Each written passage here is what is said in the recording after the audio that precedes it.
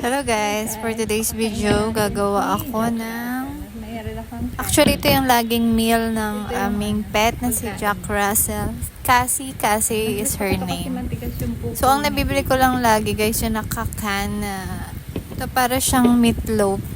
Kasi nahalo ko lang siya sa rice. Ayan, umabot din to ng 3 days. Maganda to kaysa dun sa mga gravy na nasa sachet. Malambot kasi yung pupo niya dun. Pero pag ito, ang ganda ng pupo niya, talagang matigas. So, alam ko na healthy siya. Yan yung kinamay ko na guys para maghalo na yung kanin tsaka yung itong dog food. Wet dog food ang tawag nila dito. Eh, favorite niya talaga to. Kahit ganito karami, nauubos niya. Tapos naglalagay pa ako ng konti sa ibabaw para para mas malasahan niya pa. Kasi sasalin ko na siya dun sa lagayan ng pagkain ni Jack Russell.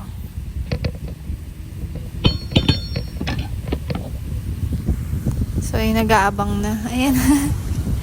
Excited na siyang kumain. Tignan mo naman guys, kung gaano niya ka-favorite yung pagkain na yan. Kasi pag dog food lang talaga, tapos walang sauce, ayaw talaga niya eh. Hindi niya kinakain. So, itong kanin, tsaka itong wet food na to, na para sa mga katulad niyang aso, ayan. Gusto niya. Ayan. Hindi na ubos. Sobrang dami yatang nang naibigay ko sa... Pero mamaya naman kakainin niya yan. Tignan mo ang harot-harot. Ang Jack Russell naman guys, ayan pag pinakawalan mo siya 30 minutes, ganyan, naglalaro-laro siyang ganyan. Pero after na nagpapahinga naman siya. Ganyan lang siya kabilis magtatatakbo kapag yan ang exercise niya everyday.